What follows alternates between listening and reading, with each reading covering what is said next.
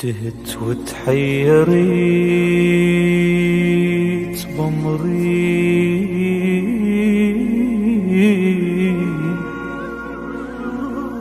إلي غيرك منو ليهدي. أنا الخجلان من ذنبي، عذر مقبول ما عندي. إذا صوت الأجل نادى وترس دمع الندم خدي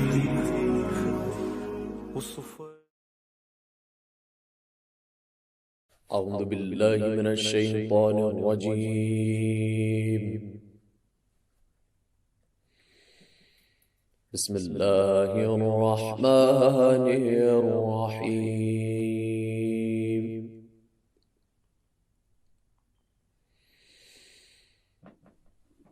ألف لام را، تلك آيات الكتاب المبين.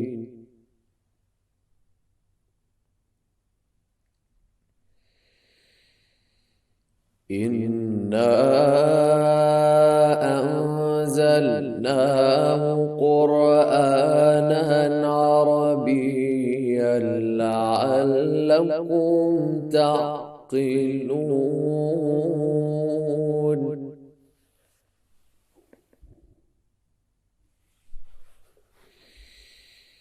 نحن نقص عليك أحسن القصص بما أوحينا إليك هذا القرآن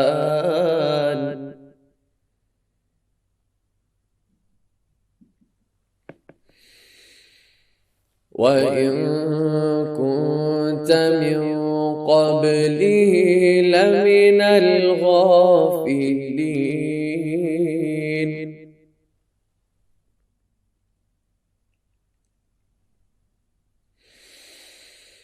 نحن نقص عليك أحسن القصص بما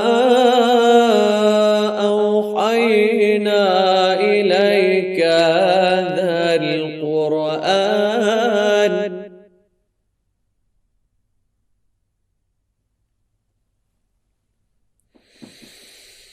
وإن كنت من قبله لمن الغافلين.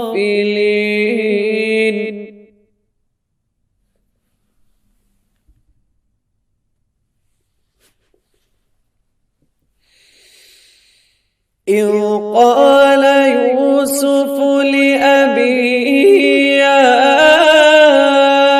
أبت إني رأيت 11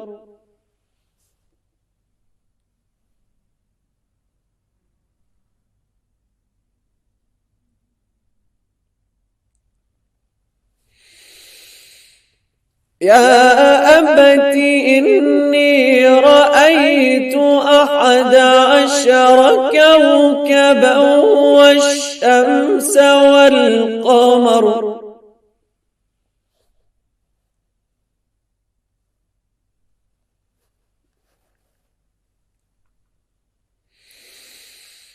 يا أبت إني رأيت 11 كوكبا والشمس والقمر رأيتهم لي ساجدين.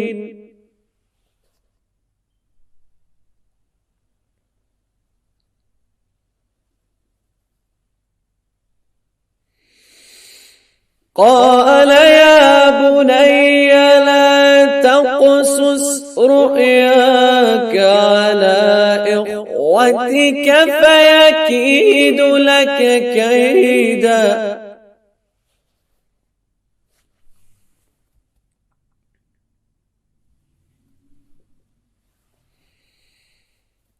إن الشيطان للإنسان عدو مبين صدق الله العلي العظيم.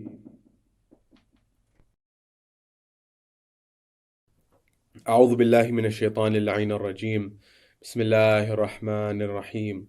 فوضوا أمري إلى الله إن الله بصير بالعباد ولا حول ولا قوة إلا بالله العلي العظيم. حسبنا الله ونعم الوكيل ونعم المولى ونعم النصير، والصلاة والسلام والتحية والإكرام على الرسول المسدد المصطفى الأمجد المحمود الأحمد الذي سمي في السماء بأحمد وفي الأرض بأبي القاسم محمد. اللهم صل على محمد وعلى أهل بيته الطيبين الطاهرين المعصومين المظلومين المنتجمين الذين أذهب الله عنهم الرجس وطهرهم تطهيرا. وقل رب اشرح لي صدري ويسر لي أمري واحلل عقدة من لساني يفقه قولي. أما بعد، قال الله تبارك وتعالى في كتاب الكريم: بسم الله الرحمن الرحيم. اقرأ باسم ربك الذي خلق. صدق الله العلي العظيم. My respected elders, brothers and sisters in Iman across the globe, Salamun alaikum jami'an wa rahmatullahi wa barakatuh. Question: how powerful is knowledge? When we come to the concept of a worldview and how we see the world, we are on this discussion and on this journey, or rather this quest to find meaning in our life. That is, how do I develop meaning in my life, and why is this meaning important in my life from a secular standpoint as well as from a religious standpoint? And one of the fundamental bases of this conversation is that understanding what I believe and also what is my meaning in life, and understanding these fundamental issues can help us in actually seeing where we actually end up in life. And you may ask, well, how that is? And you may ask why that is. Because the underlying thoughts that we have, the underlying beliefs that we harbor in our heart and our mind, these underlying thoughts and beliefs actually end up leading to our actions in our lives. And once we implement those thoughts and those ideas in action, over time, they become our character. And as it becomes over time, that character becomes our destiny in our life. Therefore, the thoughts and ideas that you have in your mind, those lead to your words. That is what you say and what you speak out. Those are the underlying culmination of what you hold in your dear in your heart and in your mind. The next level after the words is the action that follows suit from the words that one may say. And after that action, over time, this becomes your character. And after the character, over time, this becomes your habits and your destiny and ultimately who you are in life. That's why one may argue that Islam puts such a heavy emphasis on the belief system, which we've been discussing in the subsequent nights. That is the usuluddin, that is the roots of religion, the foundations of religion, if you will. Because that belief system, the underlying belief system, actually translates into how we behave in the world and how we exist in the world. But the question I want to ask in front of you tonight, ask myself and the audience at large, is, where do your beliefs come from? As in, are your beliefs your own? And if they are not, who do those beliefs belong to? And how was your worldview sculpted? How was your worldview created? According to philosophers throughout time, if you know two details, you can at some point right away tell the belief of someone. That is, if you know the time and the space in which that person exists, you can tell all of their belief system. You don't need to know anything necessarily about them as an individual person. Therefore, in our analysis tonight, I want to look at how our viewpoints have been fostered, how have they been cultivated, how have they been sculpted, with our knowing or without our knowing as well. Therefore, number one, we will look at how has this thought process, this worldview, this narrative, this way I see the world, how has it been sculpted? And by whom has it been sculpted? Number 2, what is the relationship of Islam and knowledge? Number 3, what is the viewpoint of the Ahlul Bayt alayhimus salam in particular and their relationship with knowledge? Number 4, what is the relationship of Islam and Muslim civilizations and knowledge, and how does that relate to our life in the modern era and the modern world? And number 5, how does this connect and how does this relate to the mission of Imam al-Hussein alayhi salam, which is connected to the mission of every one of the Ahlul Bayt alayhi salam and is not disconnected? Looking at these 5 elements, we will be able to understand how worldview is sculpted and created, and how it may very well be the case that my worldview may have been inherited or actually pushed by an agenda, whether I realize it or not. And ultimately, once I realize this, I can get on and set out on a journey to find my purpose, to find my meaning, why I'm here, and what my contribution is in the world. This is our schedule and our agenda for the night in the brief moments that we have together, inshallah. From the bottom of your heart, wherever you may be across the globe, send a salawat on Muhammad wa ali Muhammad from the bottom of your heart. Allahumma salli ala Muhammad wa ali Muhammad. The first element and the first level of analysis that we'll want to look at here is, where did your belief system come from, and how was it cultivated and how was it fostered? There are many ways and many levels to analyze this conversation on. One can look at it from a political standpoint, from a geographic standpoint, from an economic standpoint. We will not look at it necessarily from any of these directly. I want to focus on the level of education and how that may have been cultivated and fostered. If you look at a country such as the United States of America, you will find that in the United States of America, which is statistically the most religious developed economy in the world, I'm using my words carefully here, the most religious developed economy in the Western Hemisphere, I should say, you will find that it is much more religious, relatively speaking, to a place such as Europe, on average. And you will find many churches and mega churches throughout the United States, and you will find people who regularly attend church and are actively religious individuals in their life. At the same time, you will find a variance in how religion is practiced throughout the United States of America. Meaning, if you go to the northeast of the United States, or the southwest of the United States, or the southeast of the United States, or for example, if you go to the west coast of the United States, or the midwest of the United States, in all of these different localities, you will find a different version of religion. For example, if you read the history of the United States, and you look at the modern United States, you will find a region which stretches roughly from Virginia all the way through to Texas. This region of the south of the United States is known historically as the Bible Belt. This Bible Belt is where historically there has been tremendous religiosity and adherence to religion. At the same time, if you contrast that with the Northeast, or for example the Midwest arguably after the South, which is the Bible Belt, you will find the Midwest more religious than other places such as the coasts of the United States of America. And amongst the coasts, the East Coast and the West Coast, you will find that the West Coast of the United States is much more liberal and is much less conservative compared to the rest of the United States, at least according to sociologists and experts on culture and society and civilization. Why is it? Why is it that the Bible Belt, that is the southern region from Virginia to Texas, is relatively more religious? Why is it that, for example, the west of the United States, that is California, is relatively more liberal in nature? And at the same time, why is a place such as Europe, for example, so secular, relative at least to the United States of America, and not so religious? Is it because the people are necessarily different? Or were there historical events that led to that dynamic? I say this because you, watching this, my dear viewer, may think that your view and your thought process is entirely your own, whereas you may realize on deeper analysis, it is simply where you are born and raised in the environment and the time and space in which you exist that has actually handed over to you what you actually believe.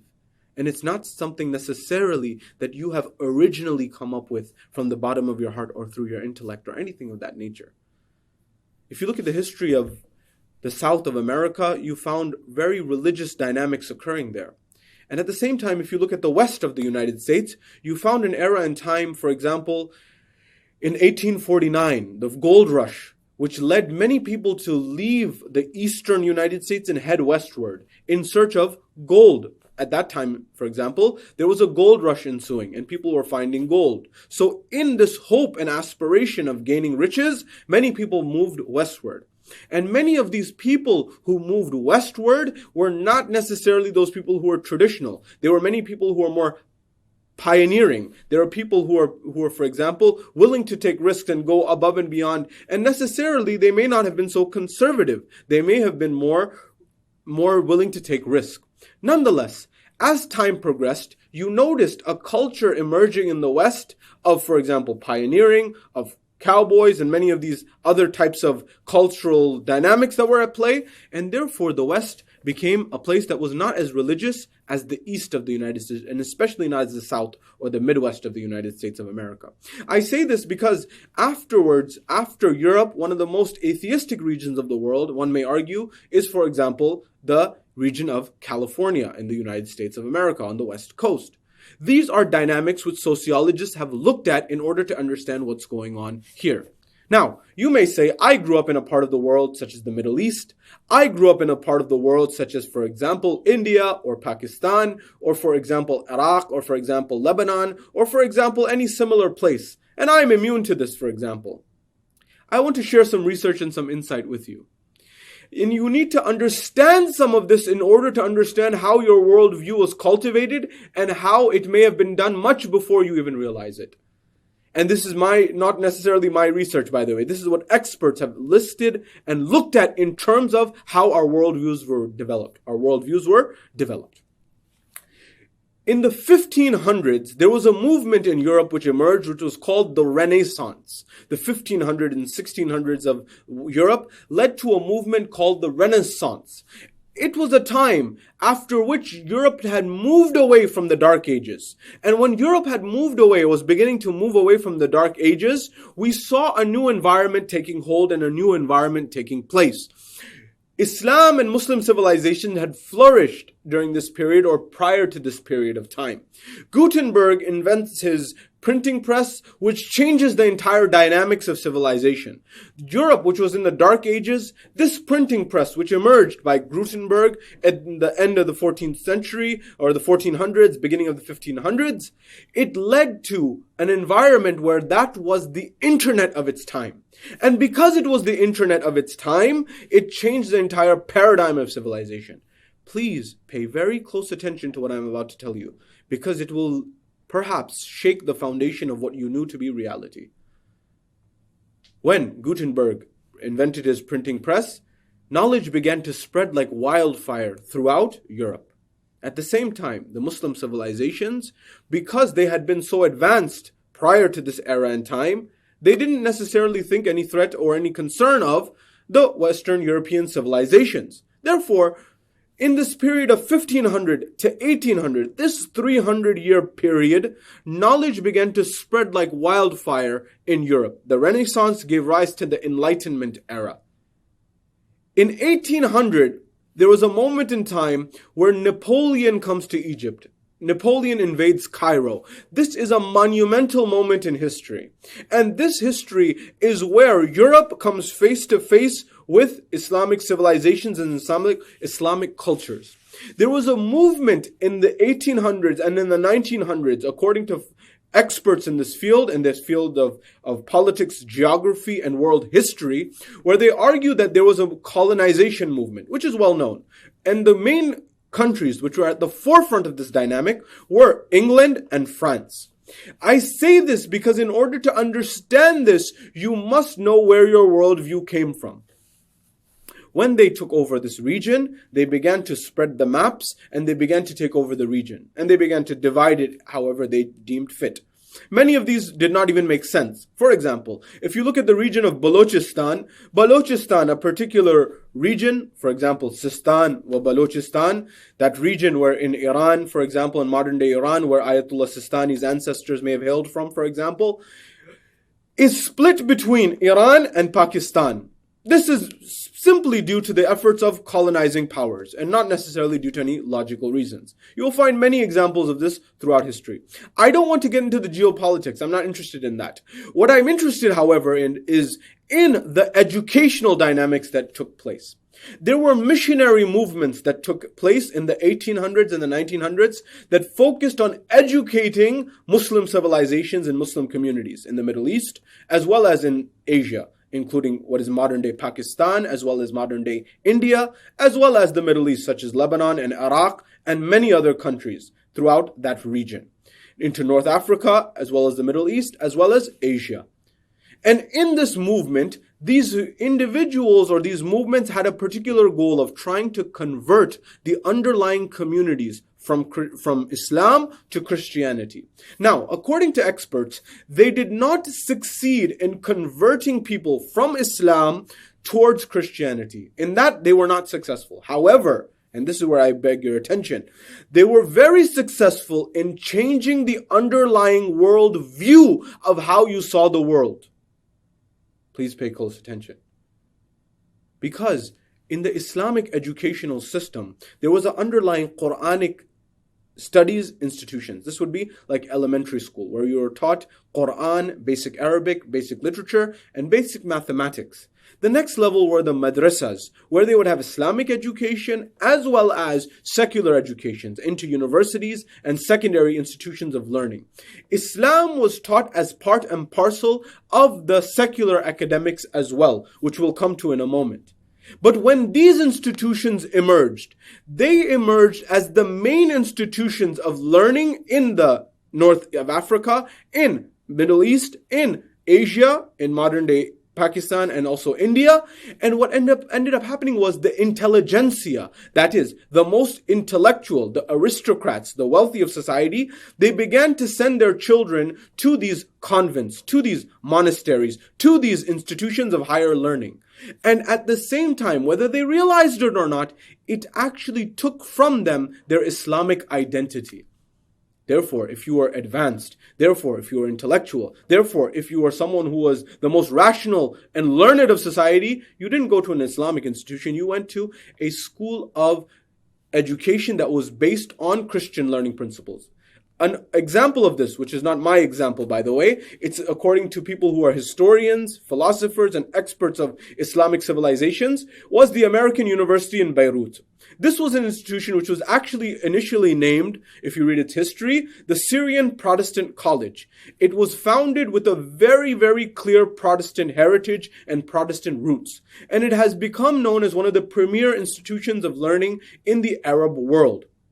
In fact, when they were trying to establish a chair of Islamic studies in this institution, if you read this institution's history, there was immense pushback because it had such a secular and Christian tilt to it. Therefore, whether you realize it or not, whether you understand it or not, your worldview, not in the last 1 decade, not in the last 2 decades, but at least for the last 150 to 200 years, has already begun to be cultivated and sculpted by interests that may not be necessarily your own and your own communities and your own societies. Because those aristocrats, because that intelligentsia in Northern Africa, in the Middle East, in Asia, when they began to send their children into these institutions that were Catholic or Protestant monasteries or colleges and universities based on those principles, it robbed them in a sense of their Islamic identity. And therefore, they began to be cultivated and colonized, not only literally, but they began to become colonized intellectually.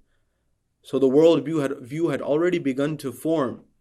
At the same time, it led to an emergence of an inferiority complex amongst many, and therefore an ultra-Westernization. This is the first element. The second element, and I'm talking about in a philosophical sense. The second element is the adoption of modern Western sciences, Western philosophical, not geographical, because this could be in the East as well, such as in a world such as Japan or similar.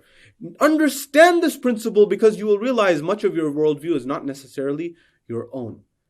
When Western science began to be taught as an end-all be-all for society throughout the East, what ended up happening was the underlying philosophy on which science was based became the norm, which was the philosophy of skepticism, which was the philosophy of doubt.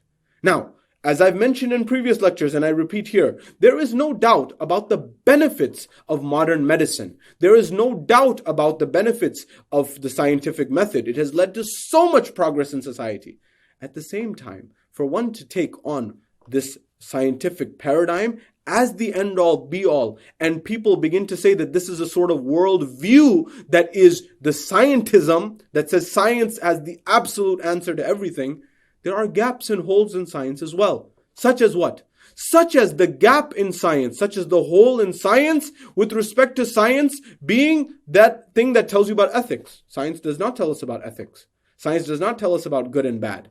You need philosophy, you need morality, you need these ethical principles to tell you what's good or bad. Otherwise, science will say an atom can be used to understand the world, or an atom can be used to create an atomic bomb, or nuclear energy, or a nuclear bomb. It can be used to hurt society, harm society, or it can also be used to benefit society. It's upon you to understand the usage. You need a philosophical, an ethical, a principled understanding in order to understand where you are supposed to use science and where you are not to use science. In fact, a blind observance, a blind adherence to science is actually called scientism, where one begins to believe science without actually questioning the premise on which it's founded. I say this why? If you read study after study, I mentioned to you the night or two before about the merchants of doubt, where the tobacco lobby, where the climate industry, for example, where the energy industry were able to influence some of the top institutions in the world by funding them. And as a result of that, what emerged was a sort of distortion of reality. This happened in the case of the tobacco lobby in the United States. This happened in the case of the sugar lobby in the United States. The sugar lobby, which actually spent millions of dollars in order, and by the way, this was in the popular press throughout the United States and the world. It was not hidden news. That what happened was the sugar lobby was spending millions of dollars in the United States in order to divert attention away from the negative impact of sugar on the heart and focus more and more on the impact of fat and animal products on the heart. That means for over 5 decades, there was research that should have been being done, which was not being done. That is, how harmful the sugar may be for the body. And today, research is beginning to show that. All of these data points that I am putting on your radar, I am doing in order for you to connect the dots, to understand that the worldview that you have right now at this very moment, while you're observing this conversation that we're taking place with together, your worldview may not be your worldview. As the philosopher said, tell me the time and space in which you exist, and I will tell you your worldview. One of the principles of Islam, coming towards the next elements of our conversation, is that one must understand a knowledge and implement knowledge in their lives. There was a publication in Iraq called Al-Ilm. It was a regular journal publication, and the cover of this publication was very beautiful and very artistic. And at each level, in each corner of this calligraphy and this mural and this artistic work which made the cover of this journal and this publication, in each corner there was a tradition, a prophetic tradition, which highlighted the seeking of knowledge, the emphasis of knowledge, and the understanding of knowledge. What is our worldview? How do we see the world? The Quran, the Ahlul Bayt, why this emphasis? Why this emphasis on Tawheed of Allah subhanahu wa ta'ala? I'm getting to this same concept to understand the worldview and how we see the world. This publication had 4 corners, 4 prophetic traditions in each one. The first element being obtain knowledge even if you have to go to China. This is something that at that time was a very ardent journey. It was a very difficult journey. It was not an easy journey to go towards China. At that time, the emphasis meaning that it's not space-bound, meaning that it's not based on where I'm living, only if I stay there I get knowledge. No, if you have to travel, go and get knowledge. The emphasis on knowledge in Islam was at that level, not space-bound. The second level was obtain knowledge from the cradle until the grave. Now, the cradle to the grave, does that leave any time in one's life where one should not be obtaining knowledge, or one should not be observing knowledge? And the answer comes forward that every moment of your life, you should be obtaining knowledge. Every moment in your life, you should be striving for knowledge. We, sometimes in our modern world, we think that I went to university for 4 years, or I went to university for 6 years, or I got my doctorate, or whatever I got. And at that time, learning ends. I don't need to open a book after that. In fact, I remember reading a publication that said the average student in the United States, after graduating high school, they never finish a book cover to cover in their life thereafter. Imagine for a moment that you are someone who, for example, you go and see your doctor. When you go and see your doctor recommends that you begin to exercise. You begin to watch your diet and you begin to exercise regularly for health benefits. And you say to your doctor, I worked out when I was in college. I worked out when I was in high school. I worked out a lot for 2, 3, 4 years consistently. I don't need to work out anymore. What would your physician respond? Say, well, yes, you worked out then and you certainly had benefits at that time, perhaps. But now, that's not now. You need to work out now in order to have health benefits in your life. The same principle as it is with learning. Learning will benefit you throughout your life. Therefore, the second prophetic tradition, which was in the corner of this magazine or this publication, was obtain knowledge even if you have to go to China. And obtain knowledge from the cradle to the grave. Two very important traditions would tell us that it is neither time-bound nor space-bound. That is, in Islam, you should be obtaining knowledge from the cradle to the grave, and even if you have to go to China. It's not time-bound, not space-bound. At every moment and in every environment, one should be obtaining knowledge. The next one, طَلَبُ الْعِلْمِ فَرِيضَةٌ عَلَى كُلِّ مُسْلِمٍ وَمُسْلِمَةٍ in some traditions. That obtaining knowledge is an obligation upon every Muslim and every Muslimah, every male and every female. The tradition says Muslim, which is encompassing of male and female, but in some traditions you will find also it's been explicitly stated, male and female. Nonetheless, that means it is not bound by space, it is not bound by time, it is not bound by gender. Every time, every space must be absorbing and must be learning knowledge at every moment in time. What other focus do you need? What other emphasis do you need? Time, space, at every moment. The fourth element that you will find, that one should obtain knowledge from whoever it may be, even if it is non-Muslim. That one should obtain knowledge from whatever source that you can glean it from. Because knowledge is the lost property of a believer. Meaning, neither is it based on space, neither is it limited by time, neither is it limited by gender, and neither is it limited by the teacher. That is, if it is someone who is a Jew, someone who is a Christian, someone who is an atheist, does not matter. Whoever the teacher is, if it's truth, if it's rational, if it's logical, and if it meets the criteria of the Quran and the Ahlul Bayt alayhimus salam, therefore I should accept it. This mural, it's stated, this artwork was framed on the back of the editor of the journal's office. Behind his desk, it was framed. A German Orientalist, we are told, visited. When this Orientalist visited, he looked at this mural or this artwork that was on the back of the office. When he looked at the back of the office and he saw this behind the desk, that is, on the wall, he began to say, what is this artwork? It looks very peculiar. It looks very interesting. Can you explain it to me? He says, well, it's prophetic traditions. And he explained them one after the other. Obtain knowledge, even if you have to go to China. Obtain knowledge from the cradle to the grave. Obtaining knowledge is an obligation amongst every male and female, amongst every Muslim. And obtain knowledge, no matter who the teacher is, for it is the lost property of the believer. And in the middle was the verse of the Quran, the first of Revelation, Iqra, Bismillah ar-Rahman ar-Rahim, Iqra. That is, read in the name of your Lord. That is, read. He says, what is each one? He explained the four traditions and he said the first verse of Revelation, that is, read in the name of your Lord.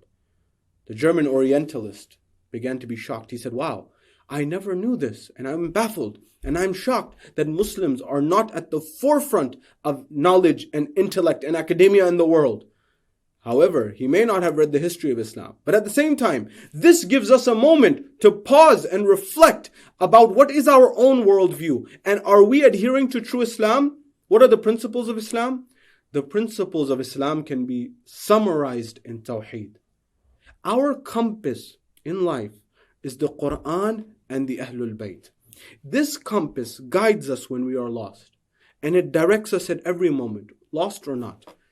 And the guiding principles that the Quran and the Ahlul Bayt point towards, the same way that the compass points towards north, the guiding compass of the Quran and the Ahlul Bayt guide us towards Tawheed. The manhaj, the vision, the school of thought of Rasul al-A'zam, of Amir al-Mu'mineen, of Hassan al-Mujtaba, of Hussein, all the way to the Imam of our time, Imam Sahib al-Asri wal-Zaman, can be summed up in Tawheed. They never asked us to believe in them. They never asked for us to accept them. They never asked for us to follow them for their own sake. No, they asked for us to follow the word of God, to ultimately get us towards Allah subhanahu wa ta'ala. But the question you and I ask is, what is the worldview of our modern world? And it gives us pause to reflect in our modern world about how we see that world, especially in an uncertain time such as that of COVID-19, the uncertainty that has been in our world. You see, it may be a moment for us to pause and reflect on where we are in life and where we're going. You see, in much of our modern world, the focus is to live a happy life in the forgetfulness of Allah subhanahu wa ta'ala. And when you are forgetting Allah, when you are in a state of ghafla, when you are in a state of negligence, and when you are in a state of heedlessness of who? Of Allah subhanahu wa ta'ala, and you are trying to still get happiness, you will never have peace and satisfaction in life. Because the Quran al-Majid wa Furqan al-Hamid itself tells us, Ala bi zikrillahi tatma'inna al-qulub, that verily in the remembrance of Allah subhanahu wa ta'ala do the hearts find solace. That is where meaning lies. That is where purpose lies. In living a God-centric life. In living a life the way Rasulullah lived. In living a life where Amir al-Mu'mineen lived. And living a life such as Imam Hassan and Imam Hussein. Yes, their standard, their caliber is much higher. But they reminded us, never live a moment of your life in a way, in a state where you are heedless of Allah subhanahu wa ta'ala. And understanding knowledge and ilm through the Ahlul Bayt, through the Quran, through the Ahlul Bayt, and through the scholars, the righteous scholars of the Ahlul Bayt alayhimus salam. These three dimensions will allow us to have a preservation of the faith and preservation of the faithful, and understand knowledge under that framework so that we can live a harmonious life. In the next lectures, we'll be discussing how it is that the scholars of Ahlul Bayt and the Ahlul Bayt themselves implemented knowledge to help us understand what is our worldview and how we can implement it in our lives and in our next generations so we can give rise to a strong future generations. We turn our hearts and our minds to Imam al-Hussein alayhi salam's movement. And on this night, we remember and we commemorate the great personality, the ambassador of Imam al-Hussein alayhi salam, Muslim ibn Aqil.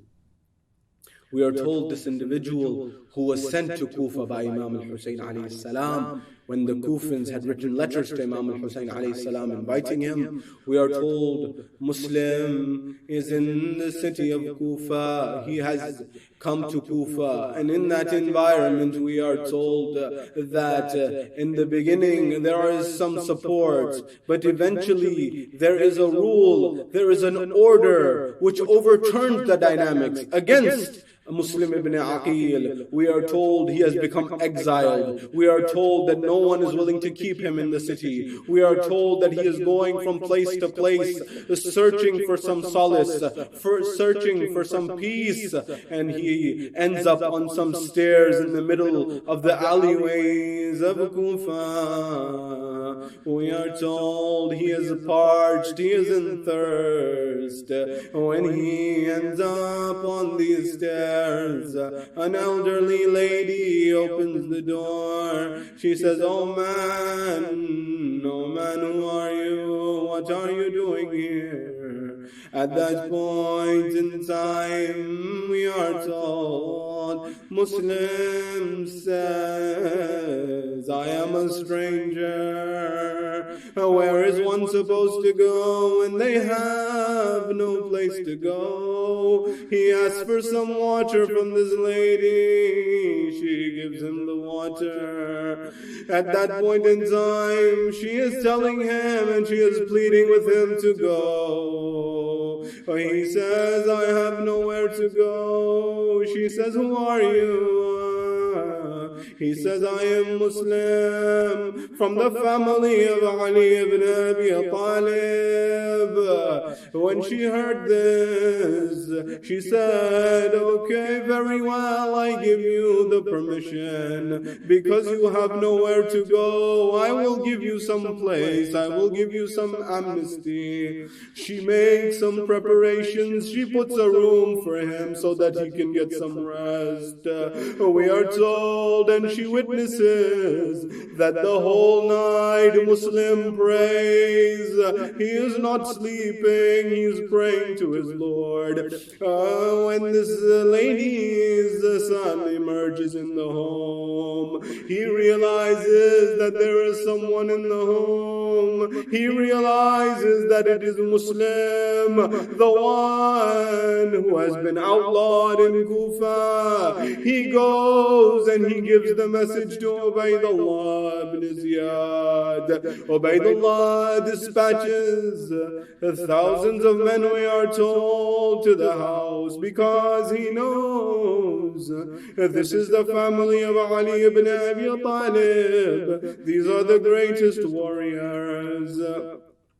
When this army is dispatched, they begin to fight with Muslim. Muslim fights them courageously, and when he fights them courageously, but eventually there are an army of people, they ambush Muslim, they surround him from all the corners. When they surround him, they overpower him, they take him towards Ubaydullah ibn Ziyad. Ubaydullah orders for the murder, for the assassination, for the martyrdom of Muslim. He orders for him to be thrown away and to be thrown off from the roof. When he orders for him to be thrown away and thrown off of the roof, he asked for the ability to pray to Allah. When he asked for the ability to pray to Allah, it is granted. He prays to Allah. And he faces towards his Imam who is in journey, and he says, Assalamu alayka ya Aba Abdullah. They take Muslim, they throw him from the Darul Amara, they throw him from the height. He is martyred. Imam al-Hussein, some days later, he receives the news of the passing of Muslim. When he receives the news, he says, Zainab, Zainab, my sister, go and call and go and bring Hamida, Hamida, the daughter of Muslim. When Zainab, salamullahi alayha, Sayyid Zainab brings Hamida. When Sayyid Zainab brings Hamida, Imam al-Hussein takes his niece and puts her in his lap. He puts his hand on her head. He shows so much affection. Hamida was an intelligent child from the family of the Ahlul Bayt. She said, my uncle Aba Abdullah, why do you treat me the same way that the orphans are treated? Can you tell me what has happened? She begins to cry. Imam al-Hussein says, oh daughter, I am your uncle.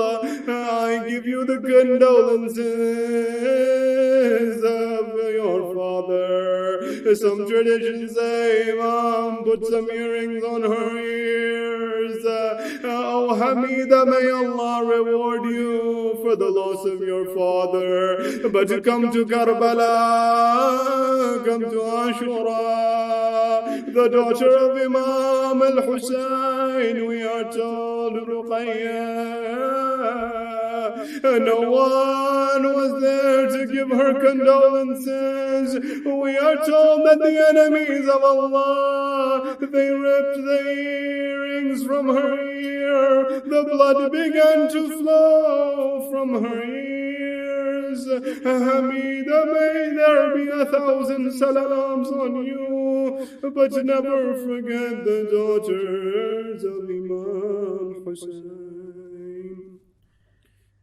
أجركم الله. Muslim ibn Aqil, after finishing Salat al-Jama'ah, he would walk in the streets of Kufa with those who said that they were to support him, أجركم الله. But it was not long until he would turn around and he would say that none of his supporters are with him. He would carry on walking, and he becomes thirsty, he becomes tired, he knocks on a door. When he knocks on that door, a lady would come out by the name of Tawa. He would say to her, "Can I have some water to drink?" She would bring him a cup of water. After finishing that cup, he would stay by the door. She said to him, "It is not appropriate for you to stay by my door. I am a woman who lives alone." He said to her, "And I am a stranger." She said to him, "Where do you come from?"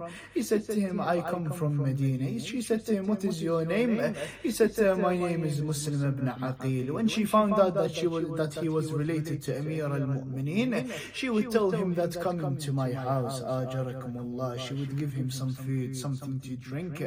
He would rest, he would start to pray, then he would fall asleep and he would see his uncle Amir al-Mu'mineen, he would see Rasulullah, he would see his father Aqil, he would see his uncle Ja'far, all of them saying, "Hasten, hasten towards us, O Muslim."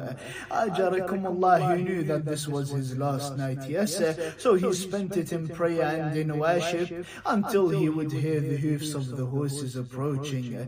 He would get up, wear his armor, get ready to fight. As he is leaving, Tawa would stop him. She said to him, "Muslim, where are you going? Hide. Don't go out to these people. They will kill you." He said to her, "Oh Tawa, do not worry.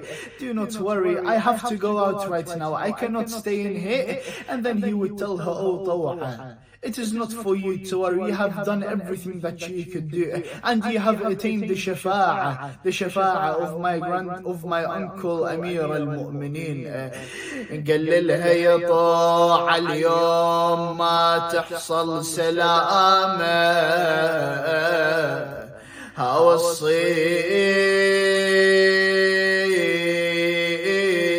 بهالبلد لو دخلوا يتام، قلي لهم مسلم ترى يبلغكم سلامة، واجرج على الله والنبي سيد الوصيين. He has one final wish, one final will. He says to her, "Oh Tawa, if they were to enter orphans into the city, then tell them that Muslim sends his salams." Ajarakumullah, he would go out and he would fight like a brave warrior, reminding them of his uncle Amir al-Mu'mineen, until he would kill many men from them. Then the leader of the police of Kufa would send to Ubaydullah ibn Ziyad, may Allah withdraw his mercy from them. He would say to him, "I need more soldiers." Ubaydullah ibn Ziyad would tell him, "I sent you to one man and you want more soldiers? What will you do when I send you to another man?" Referring to Abu Abdullah al-Hussein. He would reply to him, "Do you think that you sent me to a random person from the people of Kufa? He sent me to one of the bravest of the Hashemites. This is Muslim ibn Aqil." Ajarakumullah, he would send him more troops, he would send him soldiers, he would send him more armatured. They would fight Muslim ibn Aqil. One man would hit Muslim on his lip, Ajarakumullah. And another few men would start to dig a hole behind Muslim. The people of Kufa started to gather as well. They started to go from the top of the houses and they would throw rocks at Muslim, Ajarakumullah. And slowly the soldiers would push Muslim towards the ditch until Muslim would fall in the ditch, Ajarakumullah. One of the enemies would raise his sword and he would hit Muslim on the head. Aywa Muslimah wa Sayyida. They would take Muslim, Ajarakumullah, tie his hands, and they would take him to the castle of Ibn Ziyad. When he was entering the castle, he was asking them for some water. They brought him a bowl of water, a cup of water. He wanted to drink from it, and then blood would start to spill inside it. He would return it. They brought him a second one, and then more blood would fall inside it. They would bring him a third one, and from that wound that he had on his lip would fall into the water. Ajarakumullah. It's as if we turn around to Abu Abdullah al-Hussein, as if he would say to him, "Oh, my cousin Hussein, if you were to die thirsty, then I will die in the same way." He would enter the castle of Ibn Ziyad. One of the enemies would tell him, "Oh Muslim, do you not send your salams to the prince?"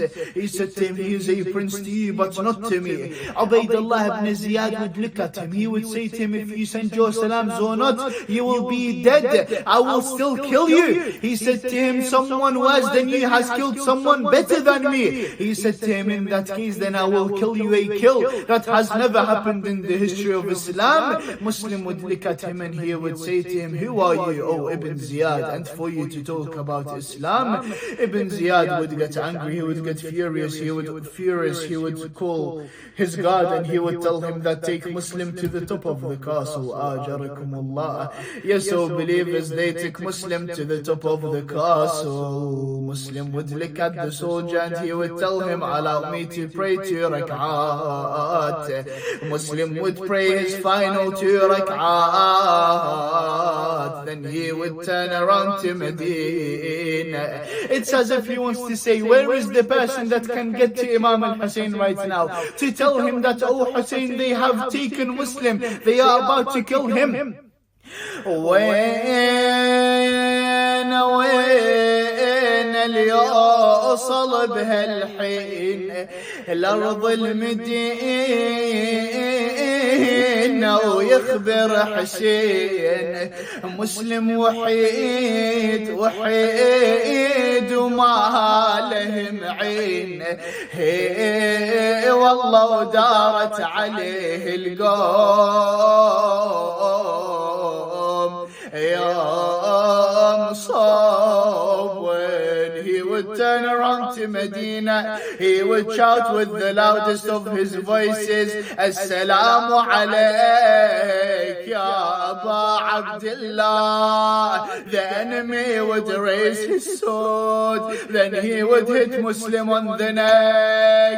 "Aywa Muslimah wa Sayyida wa Husayna." And it was not long after, and they would see the body of Muslim as it is being thrown from the top of the castle. What would they do then? You would think that they are done now, yes? No, they were not done. They would tie the feet of Muslim as well as the feet of Hani ibn Urwa, and they would start dragging them in the market of Kufa. عادة اليستجير يكون ينجار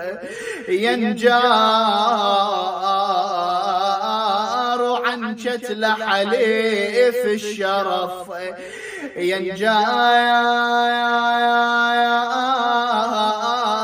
ينجار صدق مسلم بالحبل ينجار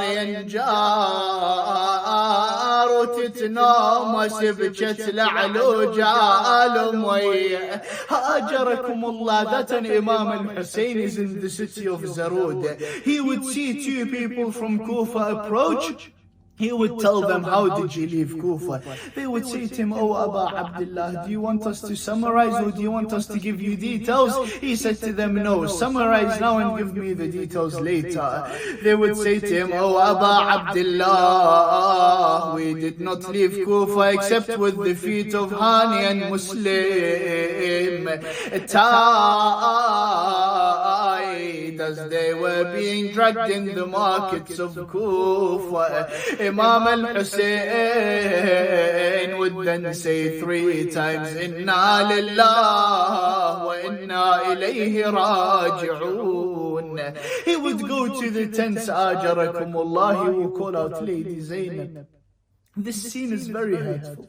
He would call out Lady Zainab. He says to her, oh Zainab, bring me Hamida, the daughter of Muslim. Do you know how old she was? She was 4 years of age, Ajarakumullah. He said to her, bring me Hamida, the daughter of Muslim. He would bring Hamida, he would sit her on his lap.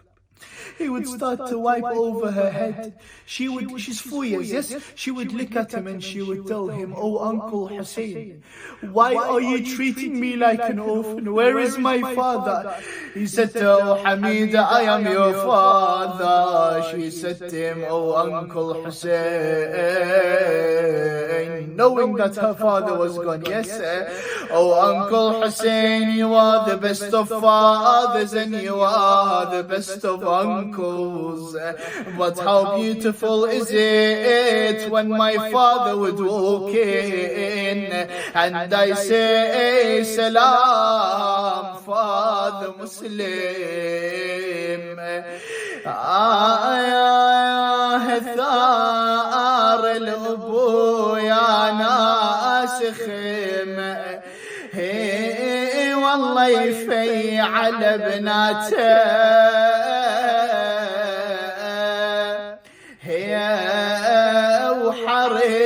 وحريمة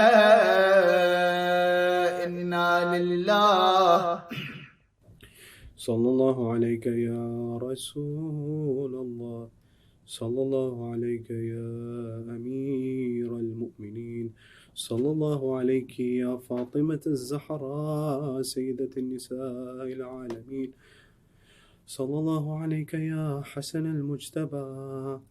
السلام على الحسين وعلى علي بن الحسين وعلى أولاد الحسين وعلى أصحاب الحسين. يزيد وباجر يلعنك كل زايد، يا يزيد وباجر يلعنك كل زايد. تموت انت والاخوتي تعلى القباب، راح اقرا يا علي ابني انا خاف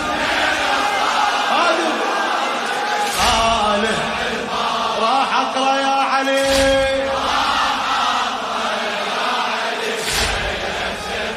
لا ابد ما خايفه، لا ابد ما خايفه، لا ابد. يلا عمي هذا زينب، هذا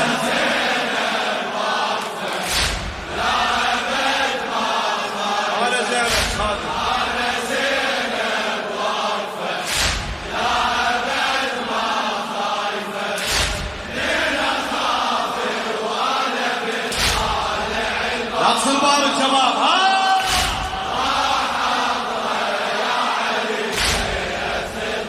لا أبد ما خايفة، لا أبد ما خايفة، لا أبد ما. للشاعر الحبيب أبو يحيى المسعراوي، واقف وابدي وانا كان وما ادنق راسي، شلون ادنق وهبه واقف على الرموح عباس، واقف ابدي وانا كان وما ادنق راسي، شلون ادنق وهبة واقف على الرموع يشوف امامه يتكفيني اتنفس بانفاسي اتنفس بانفاسي لو صحيتين اندار راسه وينبض ويا احساسي وينبض ويا احساسي قل لي زينب قولي اوقف انا بطولي قل لي زينب قولي اوقف انا بطولي لو سألته كافلي هلقى جواب